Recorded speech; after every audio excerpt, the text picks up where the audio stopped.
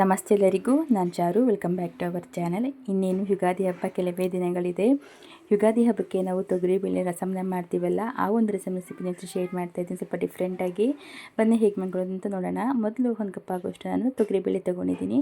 ತೊಗರಿಬೇಳೆಯನ್ನು ಚೆನ್ನಾಗಿ ನೀರು ಹಾಕಿ ವಾಶ್ ಮಾಡ್ಕೊಳ್ಬೇಕು. ತೊಗರಿಬೇಳೆ ಅಂತಲೇ ಇಲ್ಲ, ನಾವು ಯಾವುದೇ ಬೇಳೆಯನ್ನು ಸಾಂಬಾರು ಮಾಡಿದ್ರೂ ಅಷ್ಟೇ ಬೇಳೆನ ಚೆನ್ನಾಗಿ ನೀರಿಂದ ಒಂದು 2 ಸರಿ ವಾಶ್ ಮಾಡ್ಕೊಳ್ಬೇಕು. ನೋಡ್ತಿರ್ಬೋದು ಎಷ್ಟು ಗಲೀಜು ಅದಷ್ಟೆಲ್ಲ ಇರುತ್ತೆ ಅಂತ. ಸೊ ನಾನು ಮತ್ತೊಂದು ಸರಿ ನೀರನ್ನ ಸೇರಿಸಿ ಇನ್ನೊಂದು ಸರಿ ಚೆನ್ನಾಗಿ ವಾಶ್ ಮಾಡ್ಕೊತಾ ಇದ್ದೀನಿ.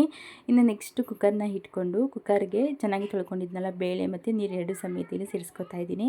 ಇನ್ನು ಇಲ್ಲಿ 2 ಟೊಮೆಟೊ ಹಣ್ಣಾಗಿರುವಂತಹ ಹಣ್ಣನ್ನು ಸೇರಿಸ್ಕೊತಾ ಇದ್ದೀನಿ, ಈ ರೀತಿ ಕಟ್ ಮಾಡಿ. ಈಗ ವಿಜಿಲ್ನ ಹಾಕಿ ಲಿಟ್ನ ಕ್ಲೋಸ್ ಮಾಡಿಬಿಡೋಣ. 4 ರಿಂದ 5 ವಿಜಿಲ್ ಬರಬೇಕು. ಬೇಳೆ ಚೆನ್ನಾಗಿ ಬಾಯ್ಲ್ ಆಗಬೇಕು. ಈ ಸ್ಟೇಜಲ್ಲಿ ನೀವು ಒಂದು ಸ್ಪೂನನ್ನು ಒಳಗಡೆ ಹಾಕೋದ್ರಿಂದ ನಾವು ತೊಗರಿಬೇಳೆ ಅಥವಾ ಹೆಸರುಬೇಳೆನ ಬೇಯಿಸ್ಕೋಬೇಕಾದ್ರೆ ಅದು ಹೊರಗಡೆ ಬರೋದಿಲ್ಲ, ಒಳಗಡೆನೇ ಇರುತ್ತೆ. ನಾನು ಟಿಪ್ಸ್ನ ಇವತ್ತು ಫಾಲೋ ಮಾಡಿದ್ದೀನಿ, ನೋಡೋಣ ಅಂತ ಹೇಳಿ. ಸೊ ಇದು ಹೊರಗಾಯಿತು. ನೀವು ಅಷ್ಟೇ ಏನಾದರೂ ಬೇಕಿದ್ದರೆ ಟ್ರೈ ಮಾಡ್ಬೋದು.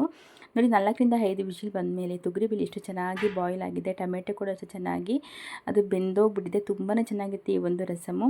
ಈಗ ಟೊಮೆಟೊ ಇದೆಲ್ಲ ಇದನ್ನು ನೀಟಾಗಿ ತೆಗೆದು ಒಂದು ತಟ್ಟೆಗೆ ನಾವು ಇಟ್ಕೊಂಡ್ಬಿಡೋಣ.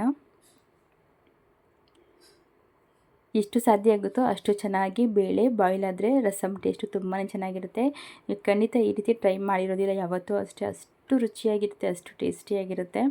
ಇನ್ನು ಟೊಮೆಟೊ ಸೈಡ್ಗೆ ತೊಗೊಂಡು ಈ ರೀತಿ ಸೌಟಿಂದ ನಾವು ಪಾಮಬೇಕು. ಬೇಳೆನ ಚೆನ್ನಾಗಿ ಎಷ್ಟು ಸಾಧ್ಯ ಆಗುತ್ತೋ ಅಷ್ಟು ನುಣ್ಣಗೆ ಅಲ್ಲೇ ಸ್ಮ್ಯಾಶ್ ಮಾಡಬೇಕು. ಇನ್ನು ಇದಕ್ಕೆ ಒಂದು ಸೂಪರಾಗಿರೋ ಮಸಾಲೆ ರೆಡಿ ಮಾಡ್ಕೊಳ್ಬೇಕಾಗುತ್ತೆ. ಇದಕ್ಕೆ ಬೆಳ್ಳುಳ್ಳಿ, ಮೆಣಸು ಸ್ವಲ್ಪ ಹೆಚ್ಚಾಗಿ ಹಾಕಿದ್ರೆ ಫ್ಲೇವರ್ ತುಂಬಾ ಚೆನ್ನಾಗಿರುತ್ತೆ. ಇನ್ನು ಜೀರಿಗೆ ಕೂಡ ಸೇರಿಸ್ಕೊತಾ ಇದ್ದೀನಿ. ಹಾಗೆ ಒಂದು ಸ್ವಲ್ಪ ಧನಿಯಾ ಬೀಜ, ಖಾರಕ್ಕೆ ಅನುಗುಣವಾಗಿ ಒಣಮೆಣಸಿನ್ಕಾಯಿ ಸೇರಿಸ್ಕೊಂಡಿದ್ದೀನಿ. ಹಾಗೆ ನಾವು ಬೇಳೆ ಬೇಯಿಸಿ ಇಟ್ಕೊಂಡಿದ್ರಲ್ಲ, ಆ ಬೇಳೆ ಸಹ ಇಲ್ಲಿ ಸೇರಿಸ್ಕೊಂಡು ನೀರನ್ನು ಹಾಕ್ತೇನೆ ರುಬ್ಕೊಬೇಕು. ಈ ರೀತಿ ತರಿಯಾಗಿರಬೇಕು. ಜಾಸ್ತಿ ನುಣ್ಣಕ್ಕೆ ರುಬ್ಬಕ್ಕೆ ಹೋಗ್ಬಿಡಿ, ಅಷ್ಟು ಚೆನ್ನಾಗಿರಲ್ಲ. ಈ ರೀತಿ ಒಂದು 70% ಅಷ್ಟು ಅದು ನಾವು ತರಿಯಾಗಿ ರುಬ್ಕೊಂಡ್ಬಿಟ್ರೆ ತುಂಬಾ ಚೆನ್ನಾಗಿರುತ್ತೆ. ನೀವು ನಂಬಲ್ಲ, ಒಂದು ಸರಿ ಟ್ರೈ ಮಾಡಿ ಬೇಕಿದ್ದರೆ.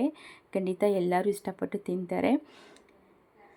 ಈಗ ಇದು ಸೈಡಿಗಿಟ್ಟು ಒಂದು ಬಾಣಲೆಗೆ ಇಟ್ಕೊಳ್ಳೋಣ. ಬಾಣಲೆಗೆ ಇಟ್ಟು ನಂತರ ಎಣ್ಣೆ ಹಾಕಿ, ಎಣ್ಣೆ ಕಾದಾದ ನಂತರ ಜೀರಿಗೆ ಮತ್ತು ಒಗ್ಗರಣೆಗೆ ಅಂತ ಹೇಳಿ ಒಣಮೆಣಸಿನ್ಕಾಯಿ, ಬೇಡಿಗೆ ಮೆಣಸಿನ್ಕಾಯಿ 1-2, ಕರಿಬೇವು ಸೊಪ್ಪನ್ನು ಸೇರಿಸ್ಕೊಂಡು ಚೆನ್ನಾಗಿ ಚಿಟಪಟ ಅಂತ ಸಿಡಿಸ್ಕೊಳ್ಳೋಣ.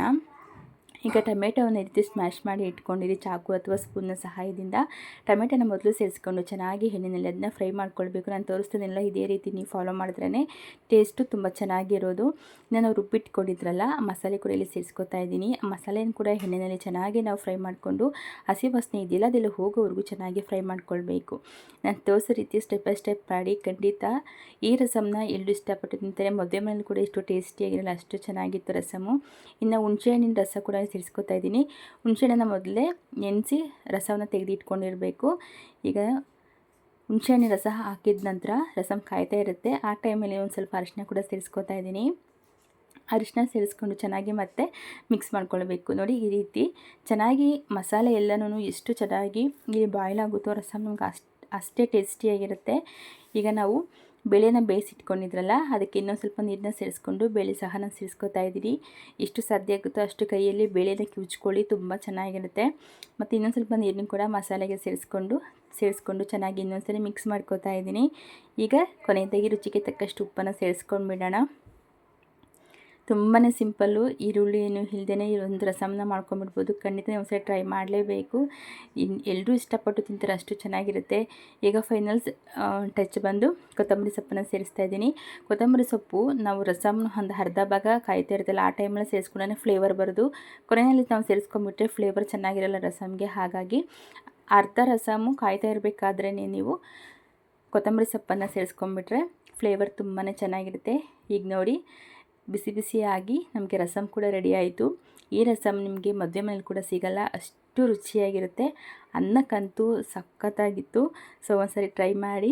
ಅನ್ನ ಜೊತೆಗೆ ಒಂದು ಸ್ವಲ್ಪ ಉಪ್ಪಿನಕಾಯಿ ಹಾಗೆ ಹಪ್ಪಳ, ಈ ರೀತಿ ರಸಮ್ ಇತ್ತು. ಬೇಳೆ ರಸಮ್ ಅಂದರೆ ಇನ್ನೂ ಒಂದು 2 ತುತ್ತು ಹೆಚ್ಚಾಗೆ ಸೇರುತ್ತೆ.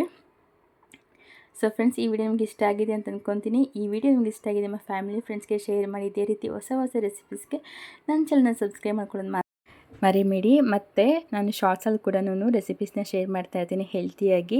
ಮಾರ್ನಿಂಗ್ ಮತ್ತು ಡಿನ್ನರ್ ರೆಸಿಪೀಸ್ ಇಂಟ್ರೆಸ್ಟ್ ಇದ್ದರೆ ಹೋಗಿ ಚೆಕ್ ಮಾಡಿ.